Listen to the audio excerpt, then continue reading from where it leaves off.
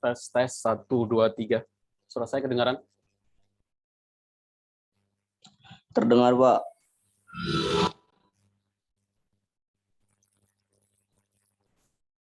Oke, saya mulai saja ya. Bismillahirrahmanirrahim. Assalamualaikum warahmatullahi wabarakatuh.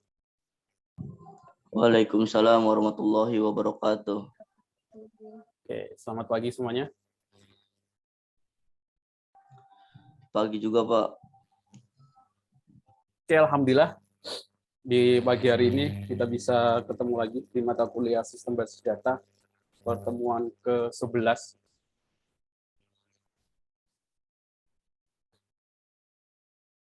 Selama satu semester itu kan 15 pertemuan. Ini nggak terlalu banyak. Cuma 15 pertemuan ditambah UTS UAS itu 16 ya. Kalau sekarang pertemuan ke-15, berarti tinggal 4 minggu lagi. 4 minggu itu 1 bulan lah. Jadi,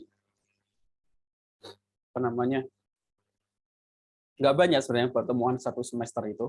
Dan nggak dibandingkan dengan apa yang harus dipelajari, materi yang harus didapatkan, terus kompetensi yang akan diraih. Kompetensi itu apa? Biasanya sering ngomong kompetensi ya. Kompetensi itu ya ini kampus itu pengennya tujuan kalian mengikuti perkuliahan itu apa saja yang bisa dilakukan, kemampuan apa yang bisa dimiliki. Jadi kalau sudah mengikuti mata kuliah sistem basis data ini minimal bisa apa saja gitu. Selama 1 semester itu kalian minimal bisa apa saja. Kalau sistem basis data ya minimal otomatis memahami konsep basic basis data gitu. Cara memahami itu bagaimana sih? Memahami ya kalian bisa menjelaskan, cuma ada orang awam nanya, paling nggak kalian bisa mengajari gitu. Basis data itu apa, konsepnya atau teorinya itu bagaimana. Jadi kalau tujuan pembelajarannya memahami, membantu, mengetahui, memahami, menguasai, dan mampu mengimplementasikan teori, konsep, prinsip pemrograman dalam bahasa basic. Nah, selain konsep basic, basis data juga paham tentang bahasa pemrograman dalam MySQL, yaitu query SQL.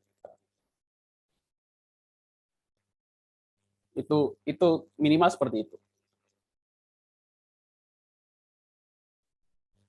Dan logika pemrograman yang benar, ringkas, dan tepat penerapannya di bidang teknologi informasi. Nah, ini penerapannya dalam bidang teknologi informasi. Selain paham tentang database, pembuatannya, implementasinya, keamanannya, macam-macamnya, konsep basicnya, dengan aturan-aturannya, juga implementasinya dalam bidang teknologi informasi. Maksudnya ya, kalian bisa mengimplementasikan sistem basis data ini dalam sebuah sistem atau aplikasi atau perangkat lunak yang bagian dari teknologi informasi. Jadi memang yaitu tujuan pembelajaran atau tujuan akhirnya seperti itu. Jadi, ya analogi sederhananya saya sering ngasih contoh ya kursus gitar, kursus mengendarai kendaraan. Tujuan akhirnya ya masing-masing mahasiswa atau siswa yang ikut itu mampu menguasai bagaimana main gitar. Kalau sistem basis data ya bagaimana menggunakan basis data, implementasi, dan lain sebagainya. Seperti itu. Tujuannya seperti itu ya. Dalam 15 pertemuan, atau ya 14 pertemuan, 15 ya. 7 tambah 7, 14. 14 pertemuan ya. Seperti itu. Jadi kalau ada yang merasa dalam mata kuliah ini merasa belum dapat apa-apa, belum menguasai apa-apa, ya evaluasi diri gitu ya. Kesalahannya ada di mana? Apakah di saya di pembelajarannya kalian bisa sampaikan bagian mana yang kurang, atau di kalian di kurang praktek, kurang baca gitu ya, atau yang lain sebagainya. Karena kalau saya sebutkan di perkuliahan sebelumnya, kalau mengandalkan perkuliahan sih ya nggak cukup ya. Karena perkuliahan di kelas itu cuma 10-20% dari semua hal yang harus dipelajari. Sisanya atau waktu lainnya itu harus ditambah di praktek sendiri, ngerjain tugas, diskusi, gitu, implementasi, dan lain sebagainya. Karena kalau mengandalkan, kan ada dua ini ya, teori sama praktek. Gitu. Ya teori itu ya penjelasan-penjelasan yang saya sampaikan. Kalau praktek itu ya praktek teknis gitu ya dalam database. Nah, biasanya praktek itu bisa contoh dari yang saya berikan atau kalian kerjakan tugas. Kalau tugasnya nggak kalian kerjakan, kemungkinan praktek kan nggak kalian dapat, hanya teori saja. Kalau hanya teori saja, saya kira untuk mampu menguasai dan memahami agak susah gitu. Orang yang belum pernah main gitar hanya paham teorinya saja kan nggak mungkin bisa tiba-tiba bisa gitu ya. Dia tahu kunci G, dia paham kunci G, posisi tangannya di mana, posisi jempolnya di mana, paham semuanya tahu. Tapi kalau nggak pernah praktek, ya cuma tahu saja, nggak bisa menggunakannya gitu ya. Sama seperti dalam pembelajaran. Kalau cuma ngikutin di kelas teori saja tanpa praktek, ya hanya sekedar tahu, nggak bisa implementasi prakteknya gitu. Jadi tujuan saya ngasih tugas banyak itu bagian dari memaksa kalian untuk praktek. Gitu.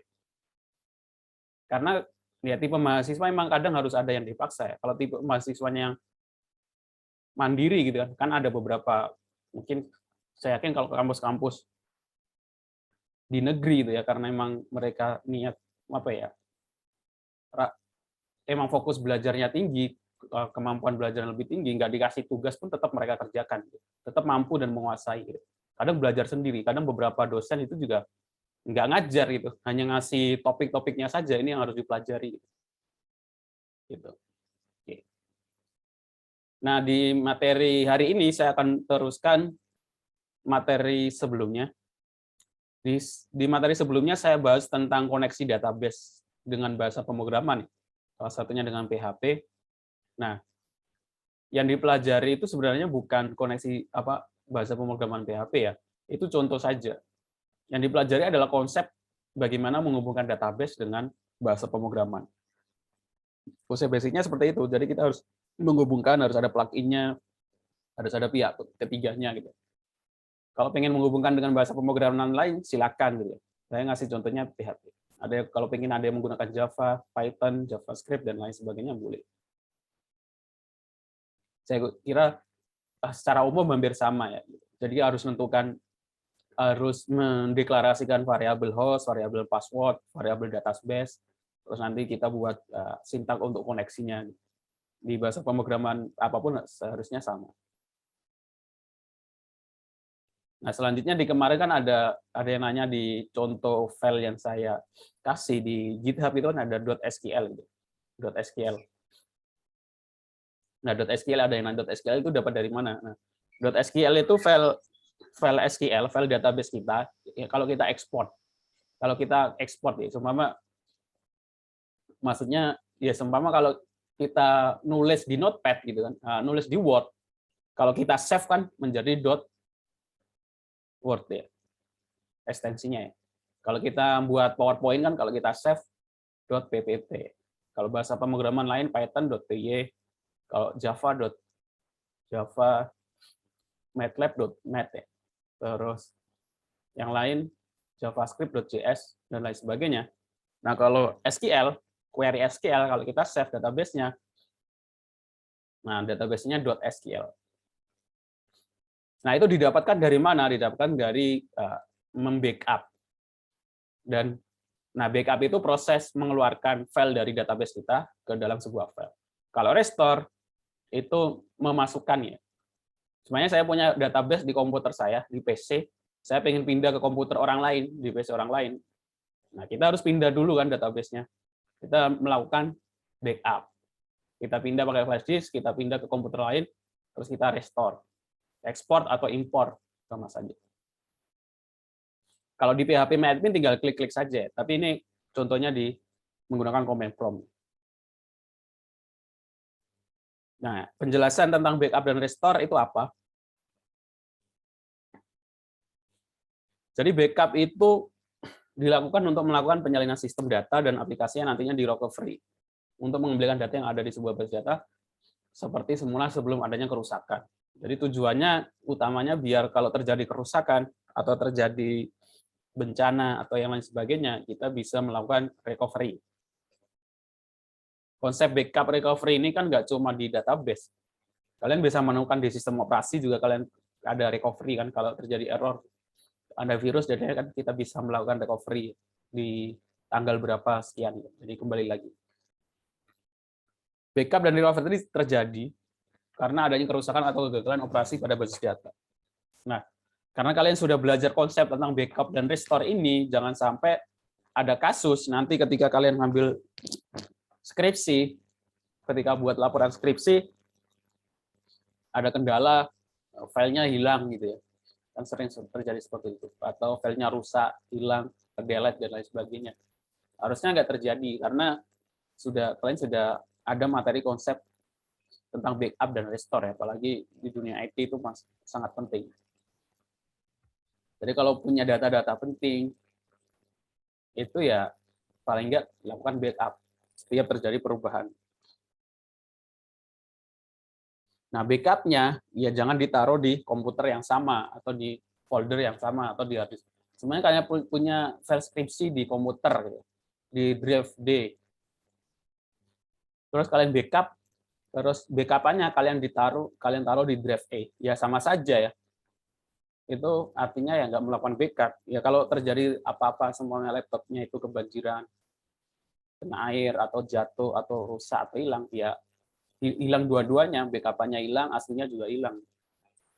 Konsep backup dan restore ya kalau bisa ditaruh di tempat lain, atau di flash disk atau di upload di Google Cloud atau di Google Drive, biar lebih aman. Terus dikasih nama, biasanya namanya itu tanggal jam gitu, untuk mengetahui biar yang terakhir backup itu tanggal berapa.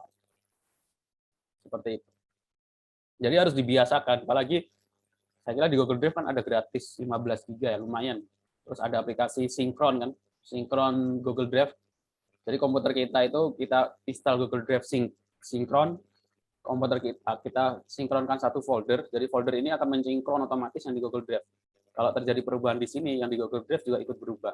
Jadi otomatis, nggak perlu manual. Silakan diinstal. Ada Google Drive, ada OneDrive yang dari Microsoft, sinkronisasi juga ada. Sama seperti kalau di kode itu kan ada Git version seperti GitHub gitu. GitHub kan untuk mensinkronkan suatu file. Gitu.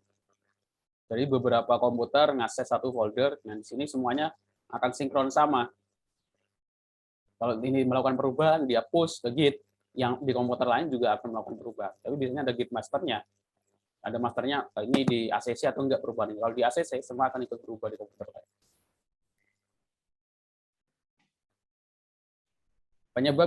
Penyebab terjadinya kerusakan, sehingga kita harus melakukan backup dan restore apa saja. Salah satunya aliran listrik terputus, wajar ya. Jadi kalau konsepnya basis data, kalau konsepnya basis data dan file kita, basis data kita itu sudah ada di server. Server kan harus nyala terus 24 jam kalau pengen aplikasi kita, sistem kita bisa online terus. Tapi kan ya, kadang terjadi bencana seperti yang terjadi tahun kemarin, ada kebakaran di gedung data center. Otomatis listriknya akan dimatikan, jadi otomatis terjadi gangguan. Nah, ketika itu terjadi, apa yang harus dikerjakan? Kalau kita nggak punya backup, terus gedung itu mati listriknya, ya sistem kita ikut mati. Nunggu sampai gedung ini nyala. Kalau nyalanya 3 hari, 2 hari kemudian, ya sistem kita mati 2-3 hari. Ya. Kalau itu sebuah sistem perbankan atau transaksi, itu bisa rugi jutaan, bahkan ratusan juta ya, kalau terjadi transaksi.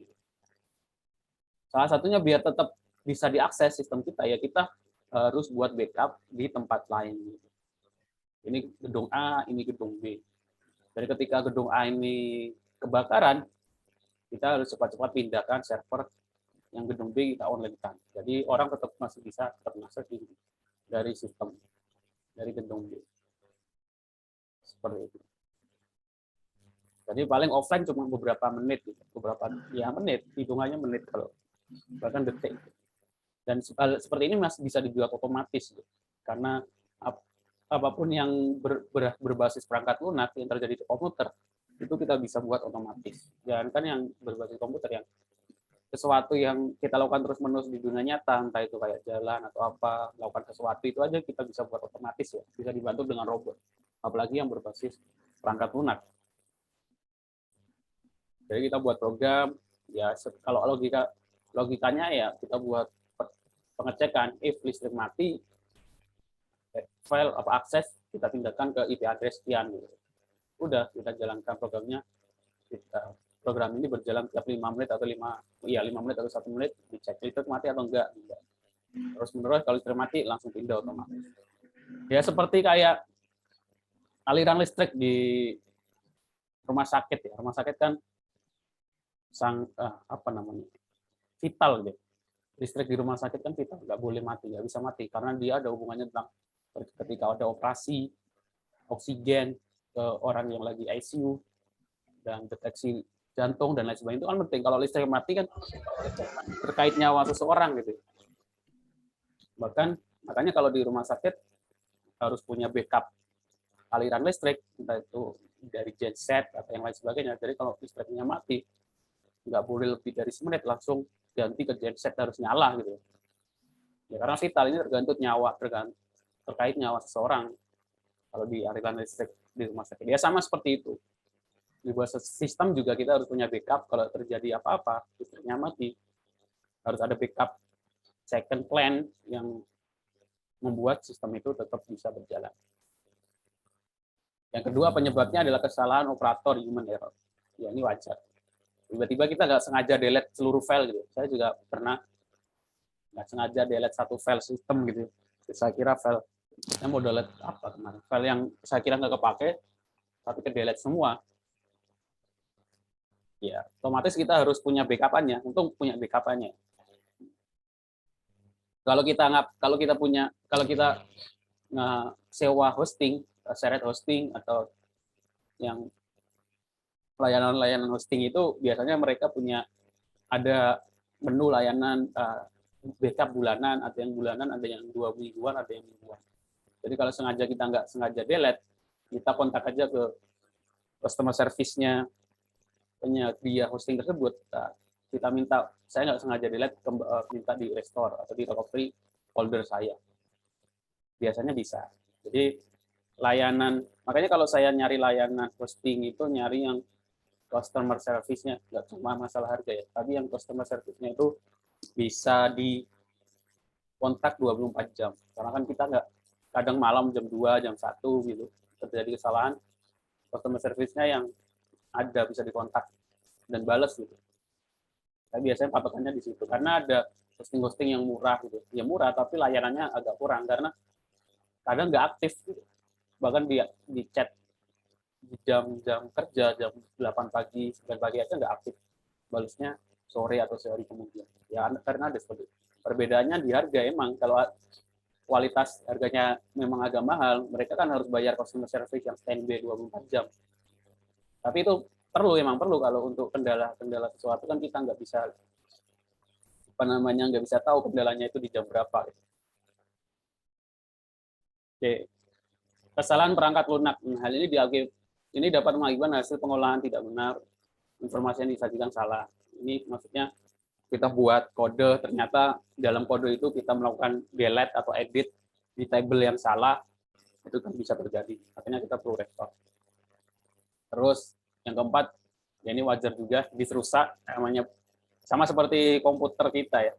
Kalau sudah tua, biasanya kalau udah agak lama 5 tahun, 6 tahun kan, biasanya hard disk itu udah mulai berat, kadang juga tiba-tiba rusak, nggak bisa diakses. Karena emang ada umurnya. Ya nggak, sama seperti server juga kadang-kadang tiba-tiba servernya rusak, dan bisa saja. Karena server juga ada yang servernya sudah tahunan. Kan kita nggak tahu server yang digunakan itu dibuat tahun berapa, karena kita sewanya kan langsung cuma lihat speknya saja. Terus yang kelima, penyerangan oleh orang di luar. Nah, ini juga bisa ada orang lain yang masuk ke sistem kita. Terus kalau orangnya baik ya cuma di-copy saja ya, di-download. Kalau orangnya jahat bisa saja di-delete gitu. Datanya di-delete. Terus yang ngirim email ke kita kalau ingin datanya minta tebusan gitu. Transfer. Kalau sudah transfer datanya dikembalikan atau kirim lagi. Ada juga yang seperti itu. Banyak yang seperti itu. Kayak ransomware gitu ya. Ransomware kan sebuah virus enkripsi ya. Ransomware kan mengenkrip semua file di dalam file kita. filenya di-encrypt dan kita harus punya kuncinya untuk di-crack. Kuncinya katanya kuncinya pakai pembayaran tebusan. Kalau ingin mendapatkan kuncinya. Nah, itu juga bisa terjadi. Nah, kalau kita punya backup-nya, walaupun di-encrypt, ya kita delete saja. Nggak bisa melihat tebusan, kita delete saja, kita install ulang, kita kembalikan backup-nya. Nah, ini kalau terjadi ransomware, terus kita backup, terus backup-nya terkena juga ransomware, itu yang jadi masalah gitu. Otomatis backup-an kita juga terkena ransomware gitu. Kalau kita nggak sadar gitu. Jadi di sini ada file gitu. Kita nggak sadar di file kita ini sudah ada ransomware-nya atau sudah ada virusnya, terus kita backup. Otomatis backup-nya kan sudah ada ininya juga ya, virusnya juga. Jadi ketika kita restore, ya kadang sama saja kita yang jadi. Jadi harus dicek sebelum nge-backup itu file backup-an yang kita buat itu sudah benar atau belum. Ada virusnya tuh.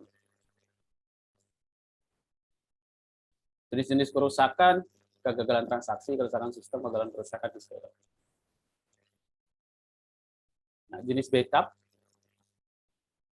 berdasarkan waktu pelaksanakan backup menjadi dua, statis dan dinamis, sama seperti website ya. Website statis sama website dinamis. Harusnya sudah paham ya perbedaan website statis sama dinamis. Kalau statis itu nggak ada database-nya, kalau dinamis itu ada database-nya. Kalau berdasarkan Kotlin, ada web versi 1, web versi 2, web versi 3 ya. Kalau sekarang itu web versi 2, seperti sosial media. Web versi 2 itu web yang kontennya itu dari user gitu. Generated kontennya dari user. Nah, kalau web versi 3 ini web yang berbasis blockchain. Berbasis teknologi blockchain. Ini masih dikembangkan, web 3 ini bilangnya. Ada yang buat sosial media berbasis blockchain, ada yang buat blog dan sebagainya. Twitter, kayak sosial media. Ini masih dikembangkan, masih lagi rame ya web versi 3.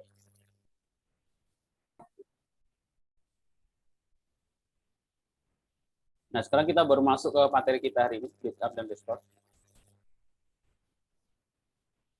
Ada di sini saya kasih contoh 3 cara untuk backup dan restore. Yang pertama menggunakan perintah SQL, yang kedua menggunakan fungsi SQL dump. SQL dump itu sebuah fungsi bawaan sudah ada di MariaDB ini sama di SQL. Terus yang ketiga terakhir backup dan restore menggunakan php-admin. Saya kira kalau php-admin sangat mudah, tinggal klik saja. Di materi ini mungkin tugasnya nanti SQL dump sama SQL. Proses backup dan dapat dilakukan menggunakan perintah SQL. Nah, kalau menggunakan perintah SQL kita harus login terlebih dahulu. Perintah-perintah yang digunakan adalah select into, out file, backup table, dan load data file. Langkah-langkahnya adalah, pertama kita harus melakukan penguncian tabel terlebih dahulu. Jadi tabelnya dikunci, biar tidak terjadi transaksi. Jadi ketika proses backup itu terjadi edit tabel. Lakukan proses backup tabel dengan perintah select into out file. Nah, data yang sudah di backup nanti akan keluar file. Nah, keluar file ini nanti kita bisa lakukan restore. Nah, kalau menggunakan SQL ini nggak ada ekstensinya. Yang di backup itu hanya datanya saja. Kalau menggunakan perintah SQL. Nah, untuk restore-nya menggunakan load data info. Contohnya bagaimana? Dengan SQL command kita login dulu, terus kita tuliskan perintah load data info, backup tabel mahasiswa into tabel mahasiswa. Nanti ada file mahasiswa di MySQL bin. Nah, itu hasil backup aja.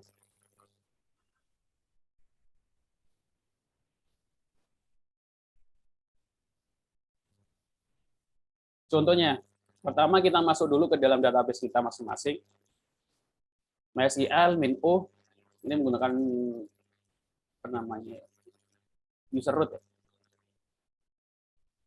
Kalau kita lihat show database, Kita masuk database-nya use. Di sini ada tabel barang, pelanggan, penjualan detail. Pertama, kita log tabel dulu. Sini saya kasih contohnya tabel. Log tabel pelanggan. Right. Nah, ini kita lakukan penguncian pada tabel pelanggan karena kita akan melakukan backup tabel pelanggan. Selanjutnya select bintang into out file. Dari semua data di tabel pelanggan itu akan dikeluarkan di backup ke dalam file apa, file ini ya. Terserah file kita mau ngasihnya apa. Kalau saya b_pelanggan artinya backup pelanggan from pelanggan. Dan nanti akan muncul file b pelanggan di dalam folder MySQL data. Terus nama database-nya di C. Contohnya seperti ini. Ini nama filenya. Nggak ada ekstensinya, di dalamnya hanya data saja. Nah, untuk merestornya, kita menggunakan perintah load data in file. Nama file backup-nya, itu harus ditaruh di file tadi ya, di folder MySQL data nama database. Into tabel. Contohnya bagaimana? Contohnya sekarang saya delete dulu data pelanggan ya. Delete from pelanggan. Ini akan menghapus semua data di tabel pelanggan, tapi nggak menghapus tabelnya. Kalau menghapus tabel itu drop. Kalau delete itu menghapus isi. Select bintang from pelanggan, jadi tabel pelanggannya masih ada, tapi menjadi kosong. Nah, untuk restore-nya, kita menggunakan perintah load data in file, nama backup-an kita, into tabel pelanggan. Nah, kalau sudah, kita tampilkan lagi, select bintang from pelanggan, dia akan menampilkan datanya, kembali lagi. Jadi kalau menggunakan perintah SQL itu yang di backup itu datanya saja, bukan bentuk tabelnya. Nah, kalau untuk yang semua database-nya, kita menggunakan perintah MySQL dump. Jadi perintah MySQL dump ini kita bisa jalankan tanpa perlu login dulu, karena fungsi MySQL dump itu termasuk nanti kita masukkan username dan password. Perintah sintaknya adalah MySQL dump min-u. Jadi kalau MySQL saja kan login. Kalau MySQL dump itu kita bagi fungsi MySQL dump min-u sama seperti kita login user min-pain password terus min nama database-nya. Sampai nanti muncul perintah dump completed. Nah, ini nanti akan keluar sebuah file, nama file diikuti dengan .sql. Nah, ini semua tabel akan di backup termasuk datanya. Data yang telah di backup dapat di restore lagi, perintahnya sama, kita tambahkan lebih kecil, terus file kita ditaruh di mana? .sql dengan L di sini.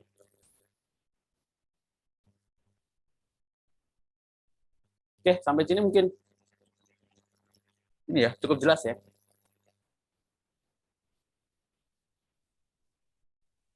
Jelas, Pak. Sekarang ke contoh ya, contoh SQL dump. Nah, ini kan teori ya kalau dalam bahasa belajar. Ini teori saja. Teori ini benar atau enggak kan harus kalian buktikannya dengan praktek. Nanti ketika ketemu error, akhirnya kalian jadi paham. Nah, prakteknya kalau mahasiswa ideal itu enggak tanpa disuruh gitu ya.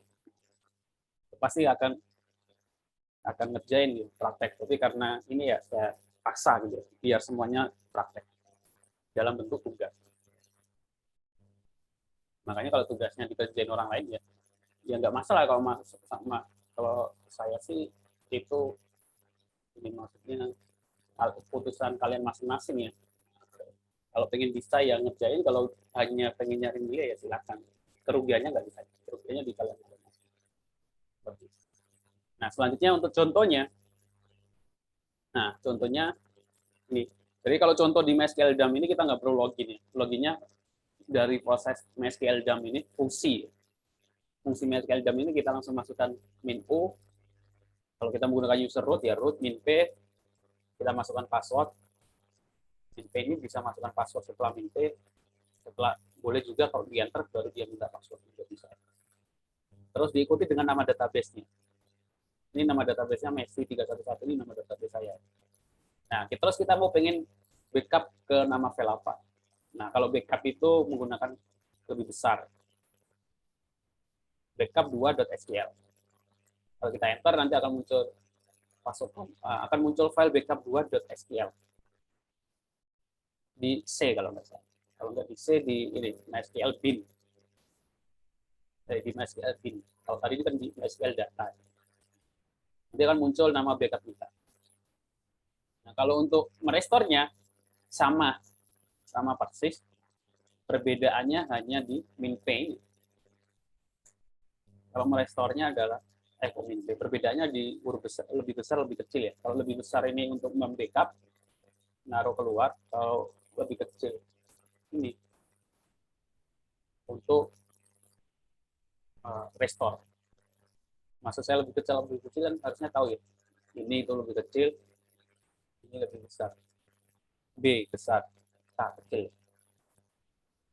Kalau SD kalau nggak salah pelajaran seperti itu.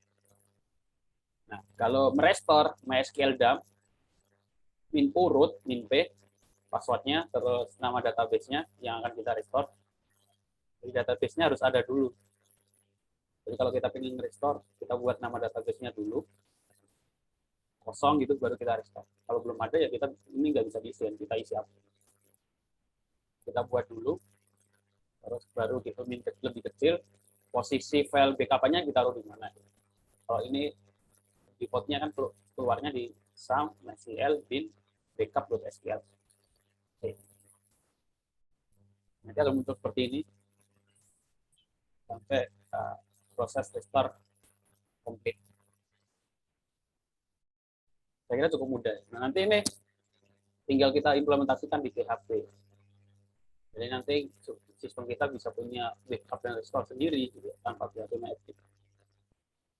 Untuk contoh yang ketiga, dengan PHP-MyAdmin. Nah, PHP-MyAdmin sih sangat mudah. Tinggal kita masuk PHP-MyAdmin, pilih database-nya, klik menu ekspor. Terus klik di sini ada formatnya, ada format SQL, ada format CSV, ada format Excel. Gitu. Kita tinggal bisa milih. Kalau di PHP-MyAdmin ada formatnya. Kita klik kirim, nanti akan download file yang kita backup. Kalau dalam PHP-MyAdmin tinggal klik saja. Restore-nya juga sama, tinggal klik import, pilih file, masukkan.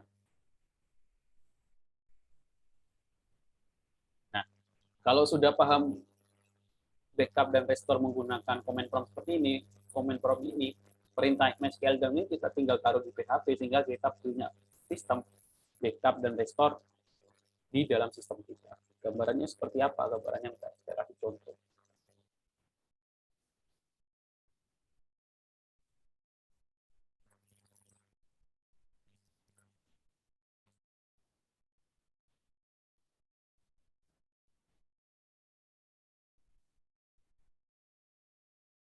Nah, gambarannya sehingga kita punya sistem aplikasi PHP, bisa PHP, bisa hal lain. Di dalam menunya itu ada menu backup dan restore di dalam sistem kita. Jadi kalau kita klik backup, dia akan mendownload file SQL. Kalau kita klik restore, kita harus milih terus kita upload filenya. Itu di dalam sistem kita, tanpa perlu PHP-MyAdmin. Tujuannya seperti itu. Sama seperti kalau tadi kan menampilkan data di dalam PHP, kita belajar dulu bisa menampilkan data di command prompt, baru bisa menampilkan data di PHP. Kalau pengen buat sistem menu backup dan restore di PHP, di sistem pemrograman web, kita harus paham dulu backup dan restore di command prompt. Oke, sampai sini ada yang mau ditanyakan?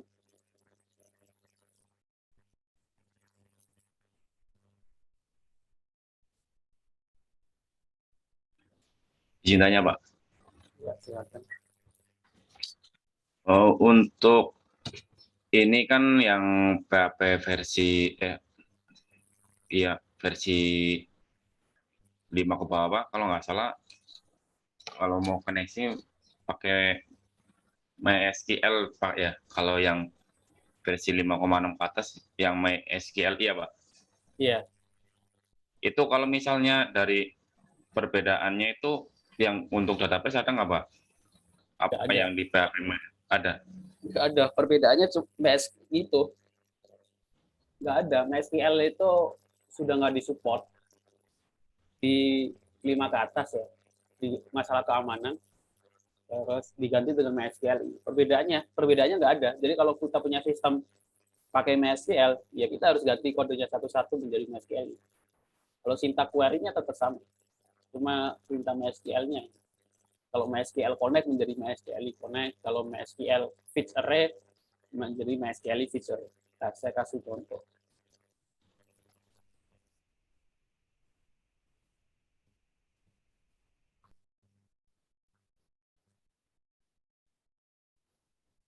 How to convert MySQL to MySQL PHP. Saya kira sih pasti yang bahas sudah banyak. Jadi kalau nyari referensi yang dilihat PHP-nya versi berapa, terus dia menggunakan MySQL atau MySQL. Kalau kalian menemukan referensi pakai PHP versi 5 ke bawah, terus dia menggunakan MySQL, terus kalian jalankan di SAM-nya yang versi 7, kemungkinan akan terjadi error. Jadi video.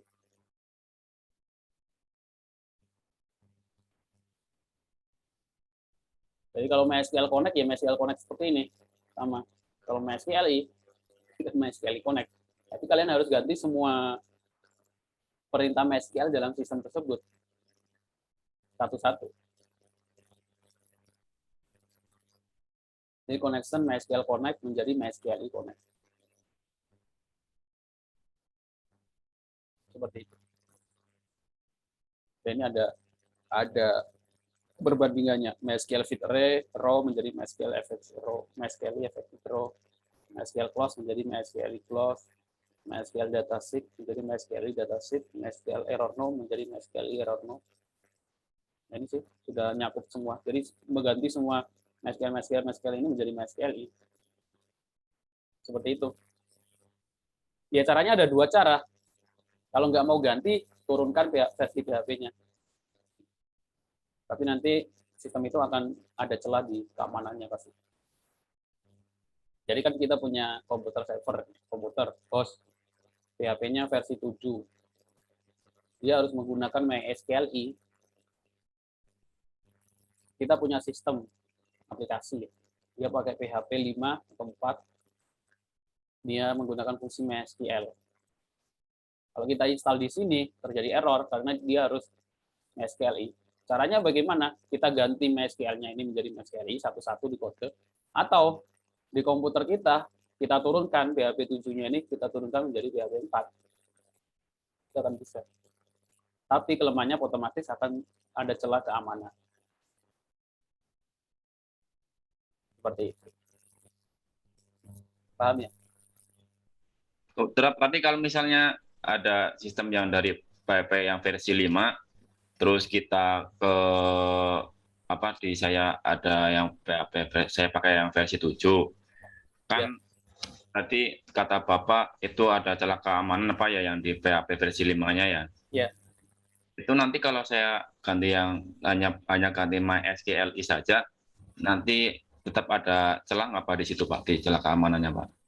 Iya, kalau masalah keamanan selalu ada celah ya. Tapi yang maksud keamanannya di sini keamanan yang ada di MySQL gitu. Maksudnya celah keamanan yang ada di MySQL. MySQL itu apakah ada celah keamanan? Ya tetap ada, tapi keamanan yang lain gitu. Kan tiap sistem pasti ada celah keamanannya. Maksud saya seperti itu. Oke, baik Pak, makasih Pak. Jadi kalau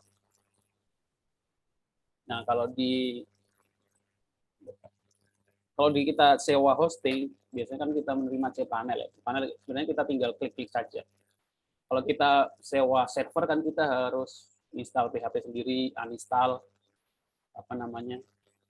Kalau kita punya server sendiri kan dedicated server, kita punya sistem operasi sendiri, kita akses sendiri, kita install sendiri. Kita install sendiri, terus kita tentukan versi berapa gitu ya. Kalau shared hosting biasanya pakai cPanel itu untuk shared. Jadi satu server untuk berbagai macam host. Kalau kita pengen merubah versi PHP-nya itu tinggal klik-klik saja. PHP version. Mana PHP? Nah, ini shared PHP version. Kalau kita mau menurunkan versi PHP-nya, tinggal diklik-klik saja.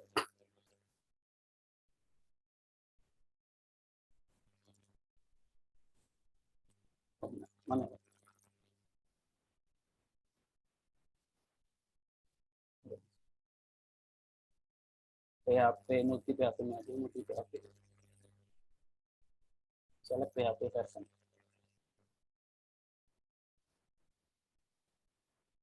Jadi kita tinggal klik saja. Nah ini tinggal pilih. Kalau saya pengen 4 ya tinggal klik 4,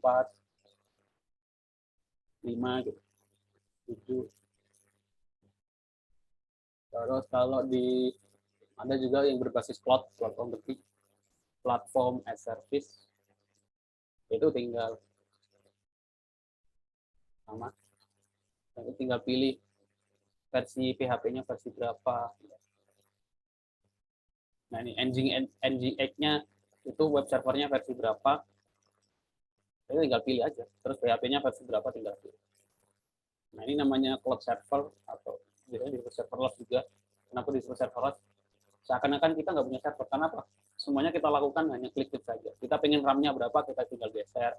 Kita pengen scaling-nya berapa, jadi kalau rame nanti dia scaling otomatis naik ke atas. Terus database-nya mau pakai apa? Ini MariaDB, MongoDB. Terus ini web servernya mau pakai Nginx atau Apache atau LiveCDB, kita tinggal klik-klik saja. Nah, ini namanya platform as service. Terus kodenya dari mana? Kita tinggal upload dari GitHub.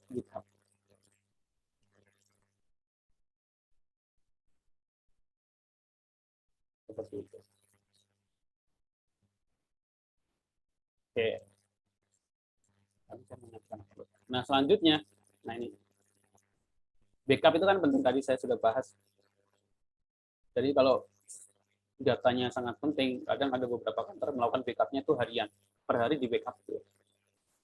Per hari di backup. Nah, kalau kita melakukan semuanya, saya pengen backup jam 12 malam per hari. Kan kita nggak mungkin bangun jam 12 malam, login, terus backup, tidur lagi, besoknya bangun jam 12 malam. Kan nggak bisa seperti itu ya. Harus dibuat otomatis. Supaya bisa otomatis, kita harus buat script otomatis. Ya. Salah satu fungsi dalam bisa melakukan script otomatis, jalan otomatis tiap jam, tiap hari, tiap bulan, di Linux itu ada namanya fungsi cron atau cron job. Cron job itu fungsi bawaan Linux untuk menjalankan script otomatis ditentukan hari, bulan, jam, menit. Kenapa ini contohnya di Linux? Karena ini kan paradigmanya filenya ini atau proses backupnya itu ditaruh di server. Nah, server 98% itu Linux. 98 server yang online di dunia itu Linux. Sudah saya kasih datanya.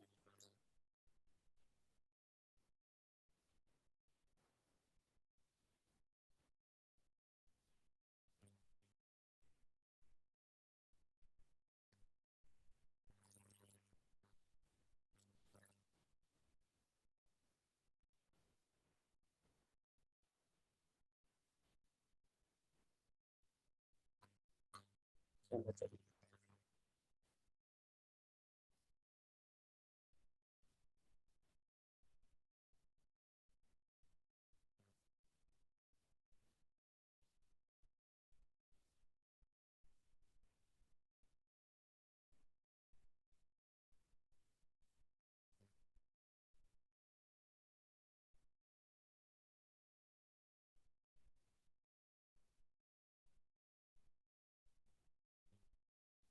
Nah, saya baca di mana kemarin.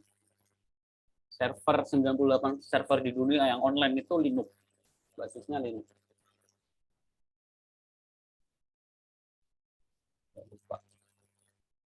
Jadi, kalau kita, kenapa saya kasih contoh ini, karena Linux itu paling banyak dipakai di dalam server online. Karena open source dan lebih ringan, ya lebih murah juga ya, dibandingkan Windows Server. Tapi kalau yang bukan server atau desktop, secara umum, yang dipakai di komputer, dipakai orang banyak, hanya 2% yang pakai Linux. Di Indonesia, di dunia juga. Tapi kalau server, 98%. Nah, makanya ada perintah cron ini untuk backup otomatis. Aturannya bagaimana? Aturannya itu ada, pertama itu menit, terus jam, menit itu dari 0 sampai 59, jam itu dari 0 sampai 23, tanggal, bulan, hari. Nah, diikuti setelahnya baru script yang mau dieksekusi.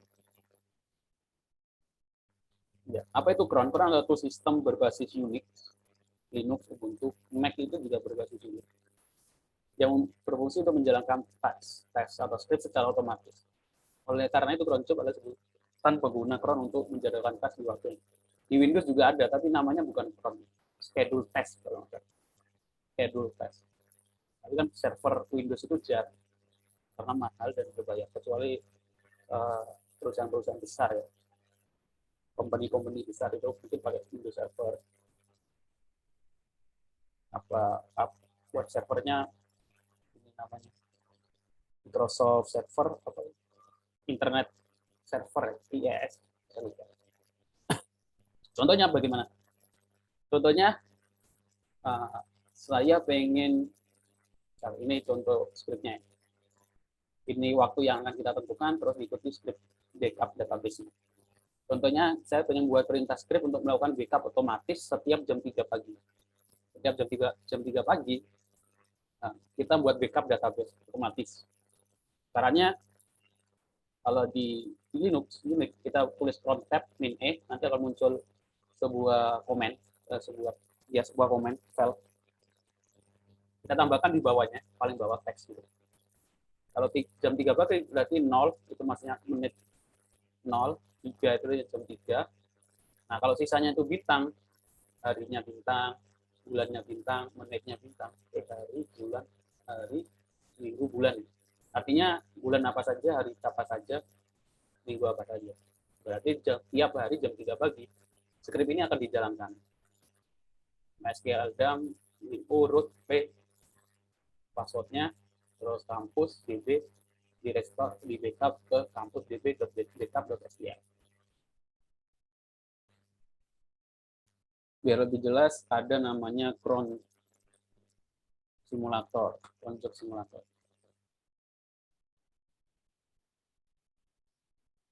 Nah, contohnya seperti ini. Di sini kan ditulis 5, 4, bintang, bintang, bintang. Artinya apa? Dia akan menjalankan script menit ke-5 jam 4 ya. Di sini kan menit ke-5 jam 4. Next. Nah, kalau di sini saya tulis 2, berarti tiap tanggal 2 bulan apa saja jam 4 lebih 5 sintak itu atau script itu dijalankan. Nih. Kalau saya pengen buat script itu dijalankan setiap tanggal 1 jam 9 pagi, berarti ya bulan dulu. Ini ya bulan ya, 1. Ini hari, terus ini jam 9, menitnya 00. Nah, minggunya, bulannya, kayaknya yang terakhir ya, bulannya, ini weeks ya. Ini hari dalam bulan, month, day dalam weeks. Nah ini, setiap tanggal 1 jam 9 pagi, script ini dijalankan. Kalau di cPanel, kalau di cPanel lebih mudah.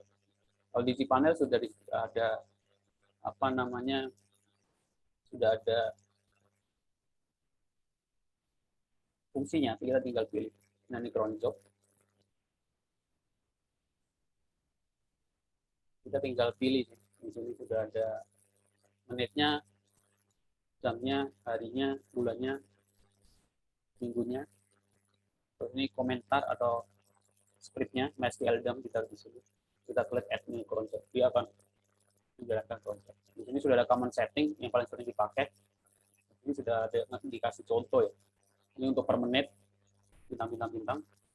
Per 5 menit, 5, bintang, bintang, bintang. Per jam, terus ini per setengah jam, per jam, per day, dan untuk cronjob. Jadi kalau kita ingin buat backup harian, bulanan, mingguan di server, ini nggak perlu pusing-pusing lagi. Nah, Masalahnya adalah kalau kita membuat backup, terus backup-nya itu ditaruh di server yang sama. Kalau ini kan di server yang sama ya. MySQL DAM otomatis backup-nya itu di server yang sama. Kalau servernya mati ya sama saja gitu ya. Backup-nya di server itu gitu. Otomatis kalau kita pengen backup, ya kalau bisa ini ditaruh di server lain, dikirim ke email atau dikirim ke Google Drive. Akhirnya ada tool. Nah, itu jadi topik skripsi juga bisa. Nah, saya contoh. Ini bisa jadi topik skripsi ya, bagaimana kita membuat sistem yang bisa backup otomatis dan dikirim ke Google Drive. Kalau pengen skripsinya tentang itu masalah keamanan, data juga sih. Backup otomatis. Cari aja di penelitian tentang backup otomatis di Google Scholar. Nah, sistem backup disaster recovery plan, jaringan dengan sistem backup otomatis.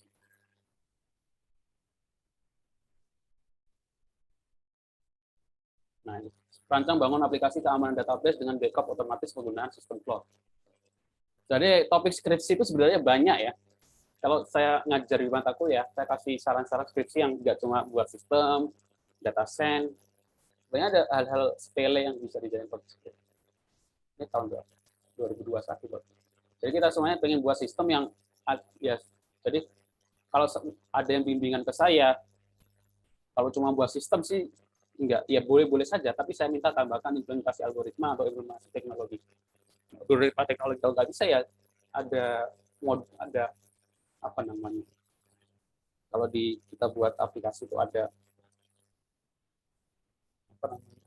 Penggunaan lain lah selain sistem itu apa? Fungsi lain lah. Makanya kita buat sistem yang ada backup otomatisnya ke dalam sistem cloud seperti ini. Nah, caranya bagaimana? Teknisnya bagaimana? Ya kita baca-baca dulu jurnal, nanti kita baru implementasikan, kita pelajari. Nggak pernah dipelajari di mata kuliah. Ya belajarnya itu, belajar basic-basic tentang jaringan itu harusnya menjadi fondasi untuk implementasi dalam sebuah sistem. Kita lihat ini bagaimana. Backupnya ini.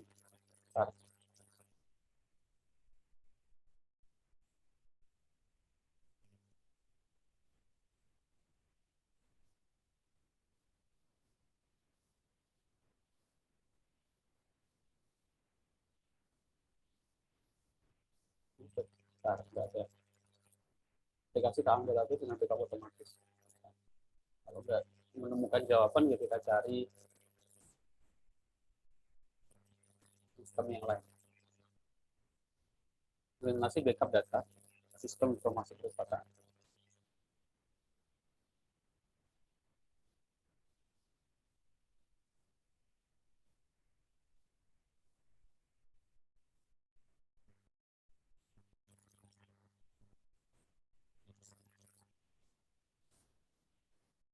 Jadi kita buat gambarannya, ini ada server perpustakaan, user passwordnya, server backup. Jadi backupnya di tempat lain.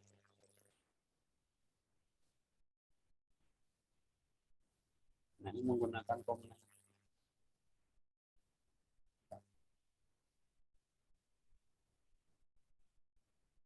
Nah, ini backup BB, ebook, SQL, SQL. Ini nggak dibuat sistem ya, cuma dia buat dalam bentuk komen.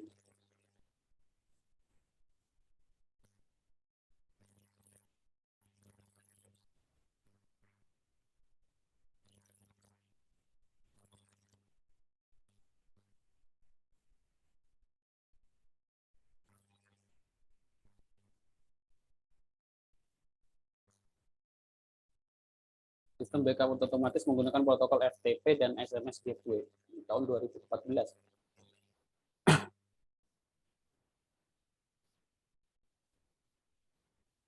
Dan dari kalau kita baca jurnal-jurnal ini, nanti akan menemukan apa ya, ide yang nanti bisa kita kembangkan. Kita bisa kembangkan. Kita lihat dulu. SMS gateway-nya itu digunakan untuk apa?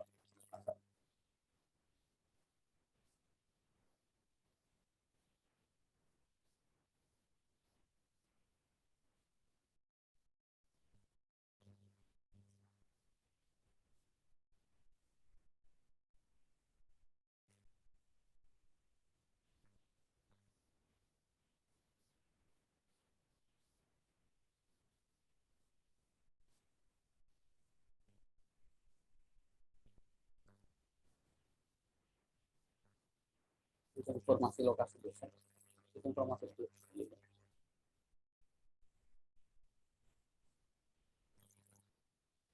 Kembang sistem backup data informasi perpustakaan.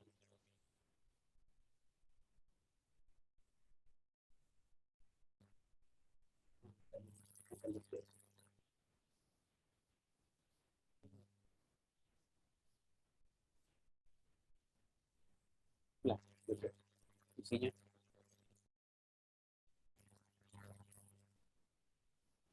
Kemungkinan ada juga yang kita ada juga yang buat sistem atau aplikasi gitu ya, backupnya itu nggak otomatis, tapi sesuai dengan perintah. Tapi kan kalau kita harus login dulu, nulis perintahnya, itu kan kelamaan. Jadi kadang ada yang itu dibuat SMS atau dibuat WA. Jadi saya pengen backup, ya tinggal WA. Jadi WA itu dikirim ke sistem, lalu sistem itu menjalankan backupnya. Nanti backupnya dikirim otomatis ke Google Drive atau ke email kita, nanti bisa masuk ke WA kita. Jadi kita bisa tahu backup-nya dari WA. Sebuah sistem seperti itu juga nggak apa-apa dalam skripsi. Jadi saya pengen lihat backup-nya isinya apa saja, kita aksesnya bisa lewat WA gitu. Bisa seperti itu kalau mau. Nanti saya bimbing juga. Harusnya mudah.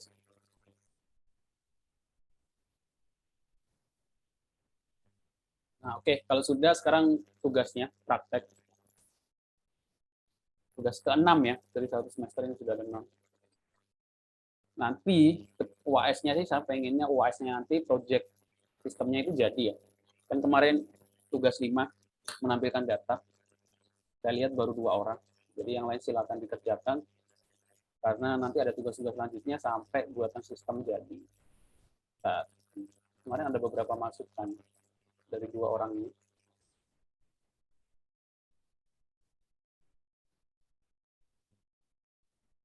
Nah, saya kan mintanya kemarin sistemnya itu menggunakan username, password, database.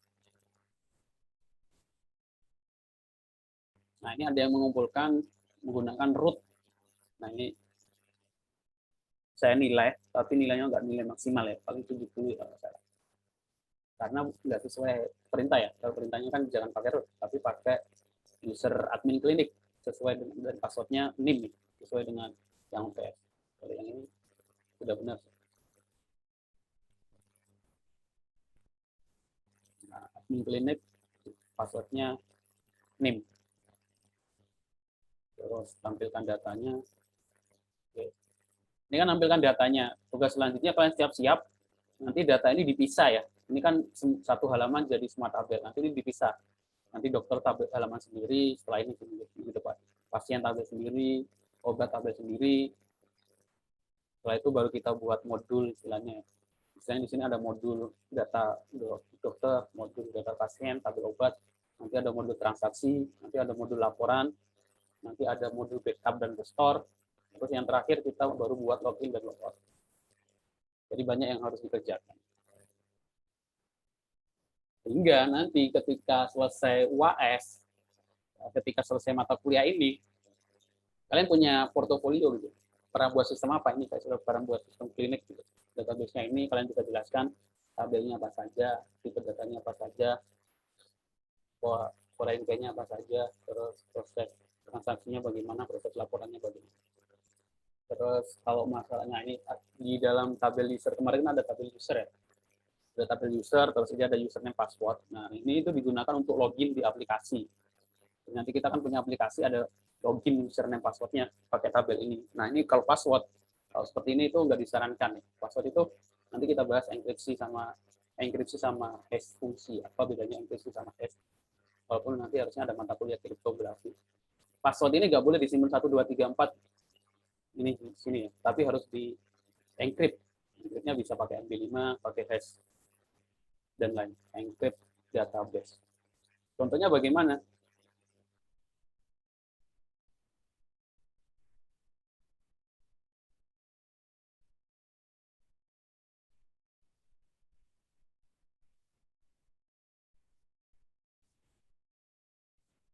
Nanti akan seperti ini. Nah, yang disimpan itu encrypted. Yang disimpan itu encrypted ya. Kayak gini. Passwordnya itu yang disimpan di database kayak gini. Jadi walaupun database itu bocor, orang yang punya database-nya itu tetap nggak bisa ngakses, nggak tahu passwordnya, termasuk admin.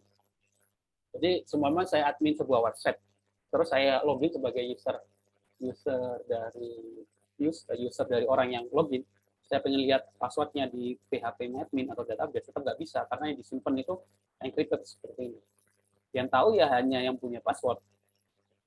Seperti itu. Makanya kalau forgot password itu nggak masukkan password yang diingat gitu ya, nggak, sistemnya ini password kamu yang baru gitu, sistemnya nggak tahu password kamu yang lama, nggak dikasih tahu karena passwordnya emang sistem juga nggak tahu. Biasanya kalau forgot password kan dikirimin link, masukkan password yang baru gitu. Password yang lamanya kita nggak tahu. Nah ini kita bahas masalah ini juga, padahal tinggal 4 pertemuan ya, saya cukup. Nah, ini seperti ini nggak bisa. Jadi kalau sekresi KKP ada yang buat sistem terus passwordnya nggak di-encrypt, ya nggak boleh. Jadi kalau sudah pakai framework sih otomatis. Kalau sudah pakai framework PHP Code Editor, framework Laravel, kalau password itu otomatis di-encrypt. Ada yang pakai encrypt NG5, ada yang pakai buat encrypt sendiri. Makanya kemarin dulu ketika ada database Tokopedia atau Bukalapak itu bocor, CEO-nya kan mengatakan database itu nggak bisa dipakai karena tetap di-encrypt. Karena ada yang beritanya ada, seingat saya.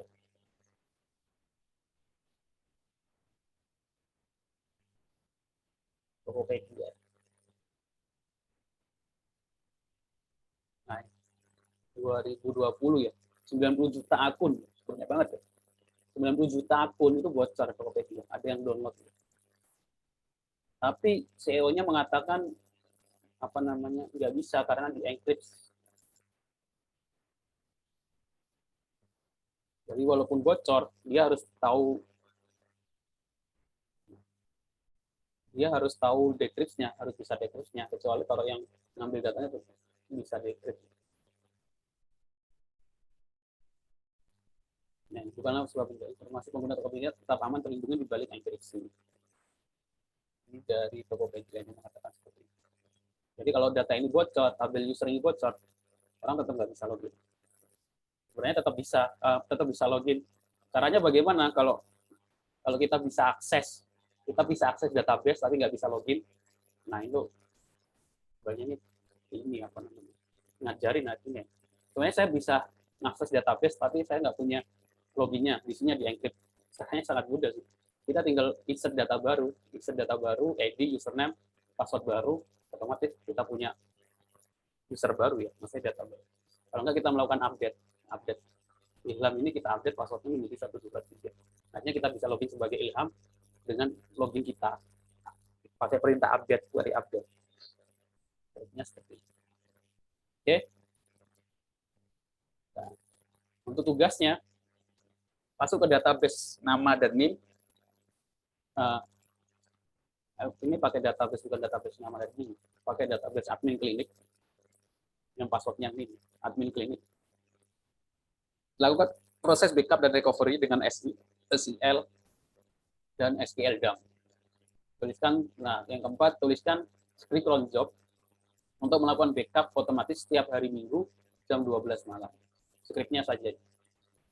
Buat laporannya dikirimkan di form tugas 2. Nah, ini saya minta nggak dibuat lagi ya, tapi di GitHub lagi, di GitHub seperti ini. Biar GitHub kalian nggak kosong, ada isinya. Ya. Sebagai bahan portofolio juga. Jadi ini semuanya ditaruh di GitHub. Screenshot-nya juga ditaruh di sana. Oke? Ada yang mau ditanyakan?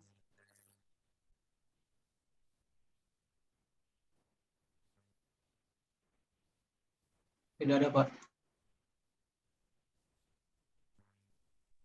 Pak izin Ya. mau bertanya, Pak. Ya. Mengenai tugas kelima kemarin bisa perbaikan nggak, Pak? Ya bisa. Sama seperti tugas sebelum-sebelumnya bisa perbaikan. Di-upload ulang atau gimana, Pak? Ya, di-upload ulang. GitHub-nya kan tetap ngupload ulang, GitHub-nya diperbaiki, ya di-upload ulang.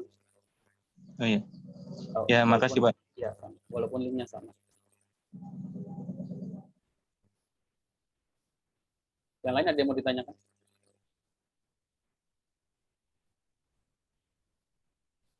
Nah, kalau masih ada yang belum paham masalah saya kan nggak jelasin PHP HTML-nya, karena itu sebenarnya topik pemrograman web sama ya topik di mata kuliah lain.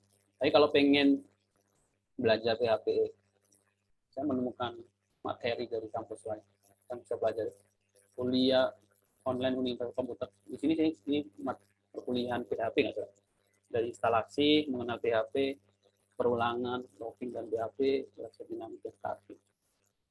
Saya kirim di WA. Tapi harusnya sudah dipelajari di mata kuliah pemrograman. Sebenarnya kalian bisa lihat di mata ini, kalian bisa klik listing materi perkuliahan. Karena nggak tahu, saya nggak sengaja nemu, terus nggak perlu login untuk lihat materi-materi di sini.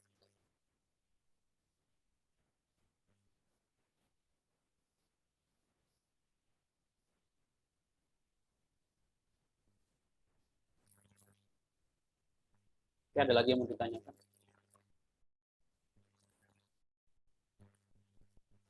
Izin bertanya, Pak. Ya. Mau memastikan aja, ini berarti pakai database klinik dengan admin klinik ya, usernya? Ya, ya. Passwordnya nih masing-masing.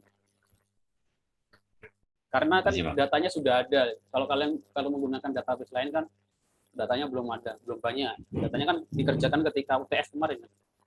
Kecuali kalau yang belum mengerjakan UTS atau nggak mengerjakan UTS, ini nggak punya data. Harus buat datanya dulu.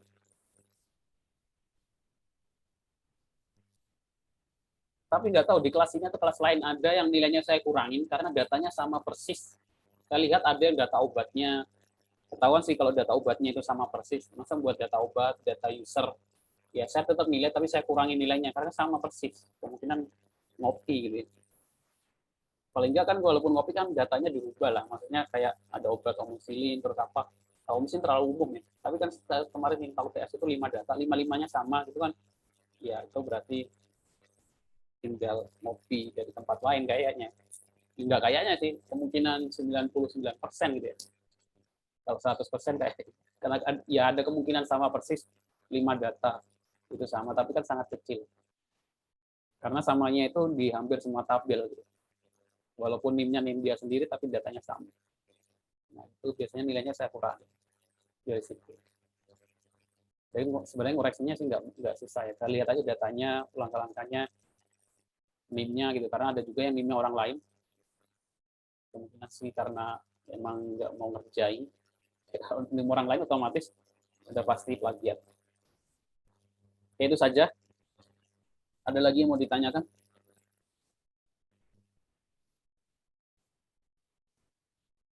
Cukup ya.